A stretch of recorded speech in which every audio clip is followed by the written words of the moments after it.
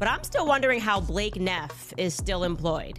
Blakey Neff, he is my favorite of the shady bunch over at Turning Point USA because I just don't know how he does it, right? He is just so notably and publicly emotionally immature that he makes what we do fun here. What happens when a political murder investigation stops looking like a normal criminal case and starts spiraling into something much bigger, much darker, and far more chaotic? That is the question sitting at the center of Candace Owens' recent series of videos, where she lays out a sweeping theory involving Charlie Kirk's death, Erica Kirk's sudden rise inside Turning Point, missing or disputed evidence, and a growing web of names, institutions, and alleged connections that she says the public is not being told enough about. Candace does not frame this as a small disagreement over facts. She frames it as a story about succession, secrecy, and a power structure that, in her view, moved far too quickly after Charlie Kirk's death.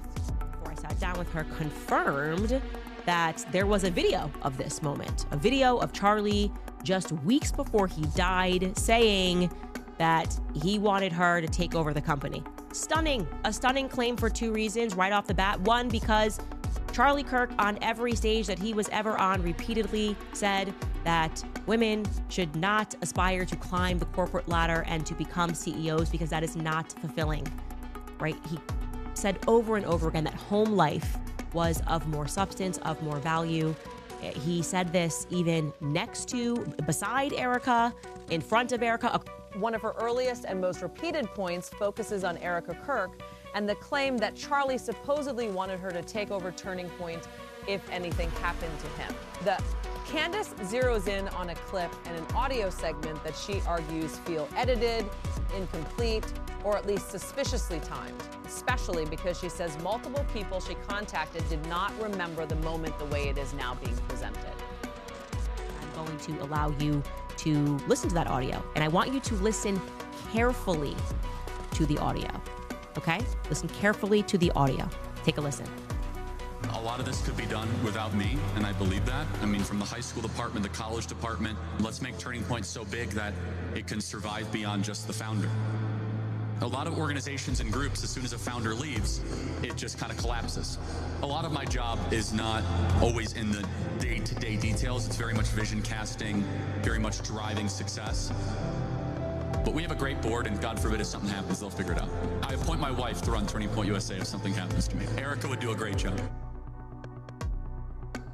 She also leans heavily on Blake Neff's public defense of the official succession story, then treats his refusal to release a fuller version of the alleged clip as a major red flag. In Candace's telling, this is not just a disagreement about internal company leadership. It is the first crack in a much larger narrative, because if the succession story is shaky, then everything built on top of it becomes easier to question.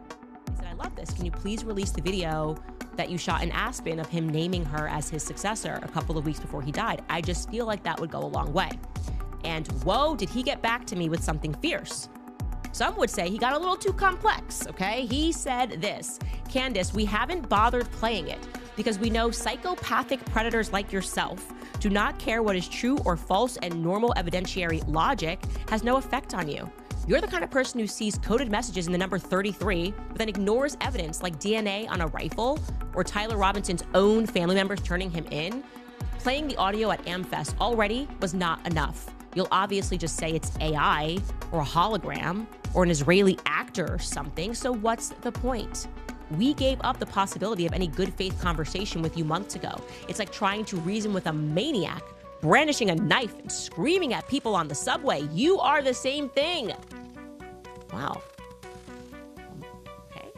From there, the story gets much more intense. Owens suggests that Charlie's death was followed by a coordinated push to shape public perception fast, with Erica placed front and center, allies insisting this was always Charlie's plan, and critics portrayed as irrational for asking harder questions. She presents that response as too polished and too defensive, especially when compared with what she sees as missing proof. That is why in these transcripts, the argument stops being just about grief or corporate succession and starts becoming something else entirely, a battle over who controls the story of Charlie Kirk's death and whether the public is being shown the full picture or a carefully managed version of it. And that is where this investigation, at least as Owens tells it, begins to move from internal politics into full-blown conspiracy territory. Once Owens moves past the succession question, she starts widening the lens. Her argument is that the Erica Kirk issue is not an isolated inconsistency, but the opening sign of a much larger network that, in her telling, stretches through Turning Point Utah power circles, BYU relationships, Texas connections, and military-adjacent names that keep surfacing in her research. This is where the story becomes less about one disputed clip and more about pattern recognition. Owens repeatedly tells her audience that certain names, places, and institutions appear too often to be brushed aside as coincidence, especially when she connects them to June and July of 2025, the period she believes was critical in the lead up to Charlie Kirk's death. I'll make it the top two lines. Let's look together and see when these two contracts were. June 1 and June 16 of 2025. June 1 and June 16 of 2025.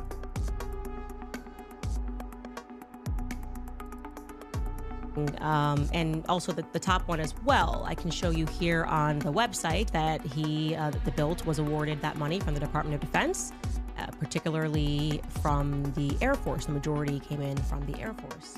A major part of that escalation centers on the people and companies she keeps revisiting.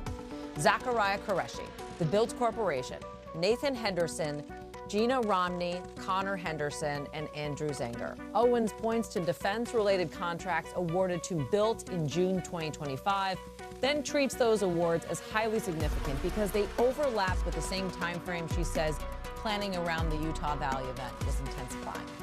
From there, she leans into family, school, and workplace overlap. The idea that co-founders lived at the same address, their families were connected, their sons attended BYU around the same time, and one of those sons allegedly worked in the emergency room environment she believes may matter to the broader story. In Owens' framing, none of this proves guilt on its own, but she presents it as a cluster of relationships that deserves much more scrutiny than it is getting. Presented itself in the form of this lifelong friendship. Now, it would be difficult for me to overstate to you just how close Bibi Netanyahu is to Mitt Romney. Yeah, that Mitt Romney, the former senator of Utah, the one-time presidential nominee who ran against Barack Obama, the co-founder and the former CEO of Bain Capital.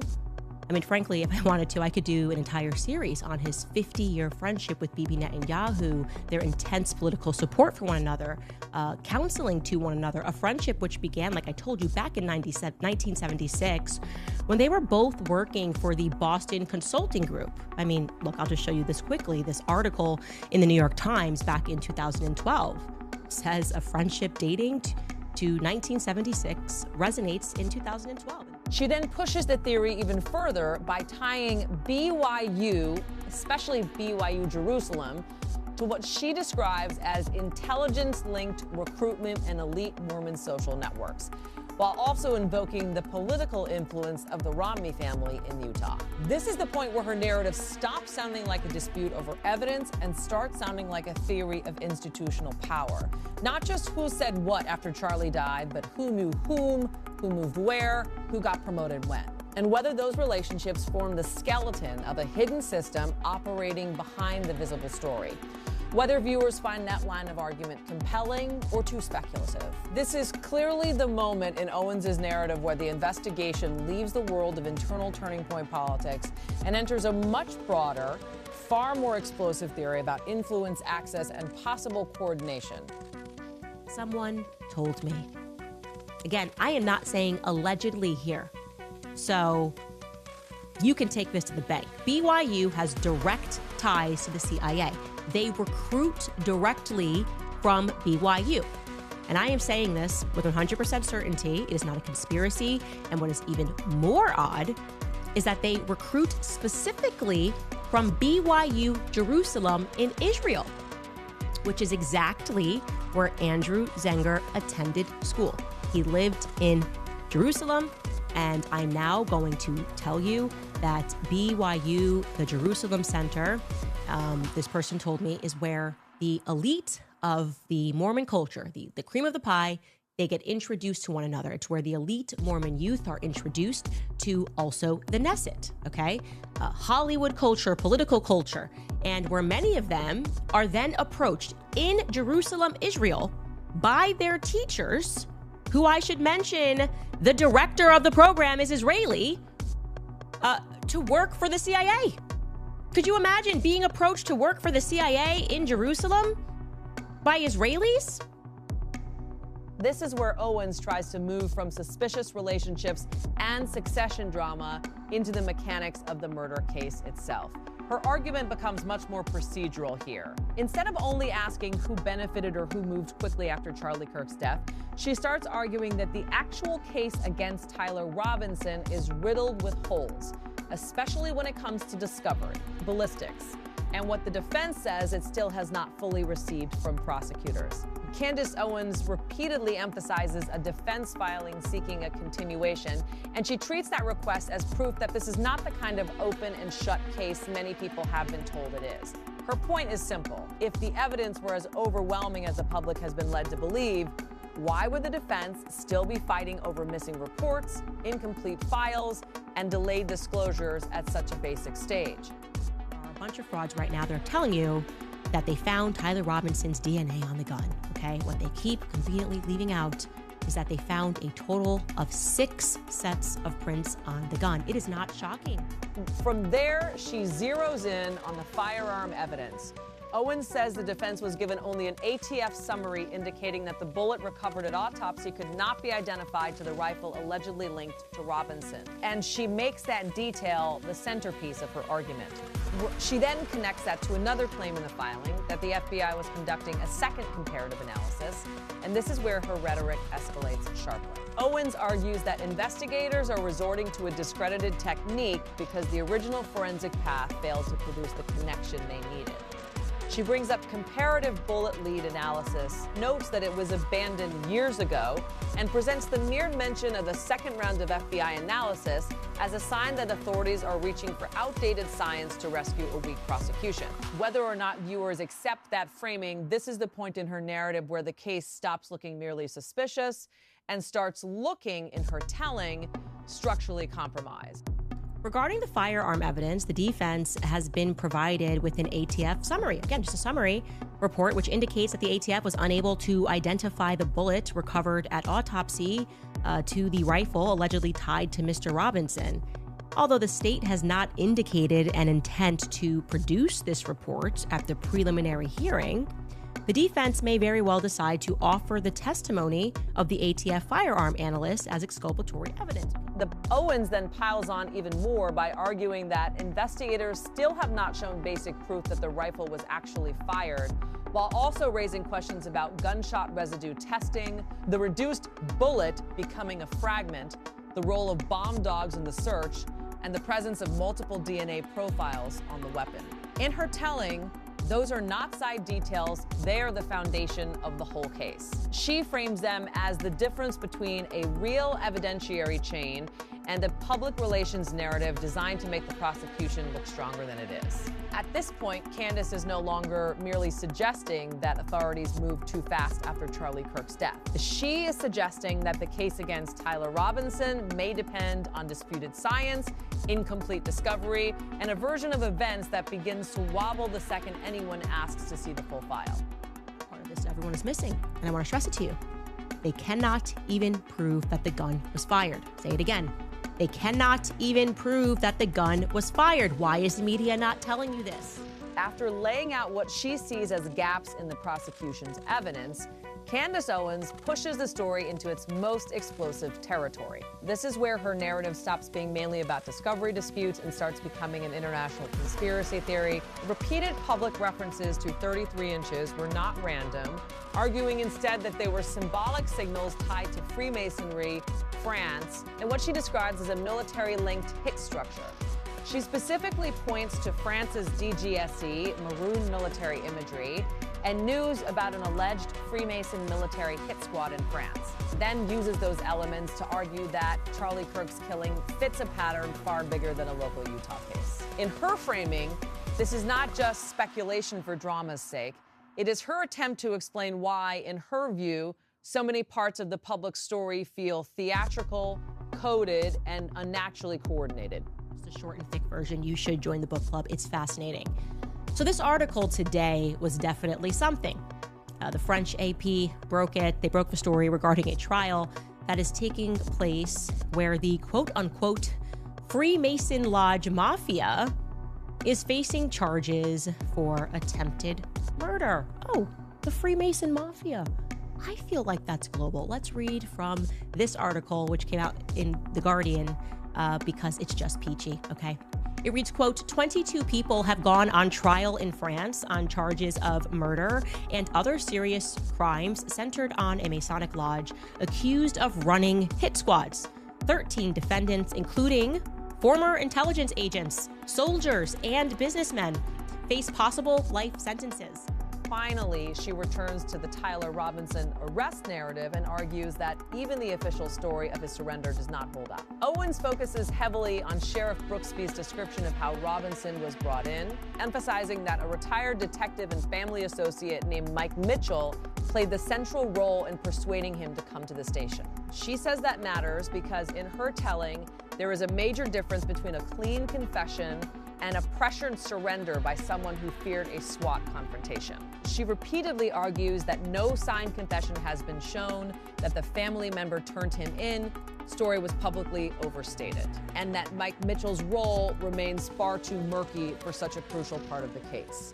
By the end of this section, Owens is no longer simply claiming that the public story is incomplete. She is arguing that the official version, from coded public messaging to surrender details, may itself be the product of manipulation. Within the hour, my friend drove Tyler and his parents to my office, where he was greeted by plainclothes detectives. So that was part of the deal. Is Tyler knew it was just inevitable with all the law enforcement pressure that his picture in the news, the gun on the news. He knew it was inevitable that he would be caught. He was fearful of a SWAT team hit on his house, or he was fearful of being shot by law enforcement. So part of the negotiation and getting him to bring himself in was that we would treat it as delicate and as soft as possible to make him feel comfortable to where he would show up at my office, and that's exactly what happened. By this point, Candace's overall case is no longer built around one bombshell. It is built around accumulation. Her method across these transcripts is to stack disputed audio, leadership questions, travel timelines, family links, defense contracts, forensic disputes, and surrender inconsistencies until the audience is meant to feel that the official story can no longer stand on its own. That stacking strategy is important because she is not asking viewers to believe only one allegation. She is asking them to see a pattern, a widow elevated quickly, a succession narrative she says is weak, institutional overlaps that seem too convenient, evidence disputes that suggest the prosecution is struggling, and an arrest story that she argues was oversimplified for public consumption. Candace is telling, the power of the case comes from how all of those strands appear to reinforce one another. At the same time, this is also where the biggest tension in her narrative becomes impossible to ignore. The further the theory expands, the more it relies on inference. She frequently moves from confirmed details, filings, dates, names, travel, job histories, public statements, into much broader conclusions about motive, coordination, and hidden control. That does not automatically make her wrong, but it does change the standard viewers should apply. A timeline can be real without proving intent. A missing or disputed piece of discovery can matter without proving a frame-up. A social or institutional connection can be interesting without establishing conspiracy. And yet Candace Owens clearly wants her audience to see these distinctions as increasingly thin, arguing that once enough anomalies pile up, coincidence stops being a satisfying explanation. So the real question becomes whether this story is exposing a hidden structure or whether it is pulling scattered, unresolved facts into a theory that feels coherent because it is emotionally and politically powerful. That is why these videos are getting so much attention. Candace is not just revisiting a tragic death. She is offering her viewers an alternative master narrative, one where Charlie Kirk's killing was followed by rapid image control, Disputed succession, shaky evidence, and a public explanation that she says begins to break apart under sustained scrutiny. And whether people see that as brave investigation or overextended speculation, one thing is clear. She has moved the conversation far beyond who killed Charlie Kirk. She has turned it into a fight over who gets to define reality around his death. And that is really why this story has exploded far beyond the people directly involved. Candace Owens is not just presenting viewers with a competing theory of a murder case, she is offering them a framework for interpreting every contradiction, every awkward public appearance, every delayed filing, every missing piece of discovery, and every relationship that seems to sit one step behind the official narrative. In her version, the suspicious audio around Erica Kirk's succession, the insistence from Blake Neff that Charlie wanted her in charge, the unusually fast public rollout around Erica after Charlie's death, and the broader claims about hidden institutional ties are not separate questions. They are pieces of one machine. That is the core force of her argument. Not that one detail proves everything, but that everything starts to look different once you stop treating each detail in isolation. So in the end, it's not just about Candace Owens, Erica Kirk, Tyler Robinson, or even Charlie Kirk alone. It is about narrative power. Candace has built a story that feels gripping because it feeds on genuine uncertainty, procedural gaps, emotional distrust, and the instinct many viewers already have that powerful institutions do not tell the whole truth. That is why this series is landing so hard. It does not simply ask what happened, it asks something much more destabilizing. Who built the version of events you were given? Whether that question ultimately leads to a buried truth or to a theory stretched too far, it is the question driving the entire conversation now. And that is why this story has become more than a case. It has become a battle over who gets to define what Charlie Kirk's death means.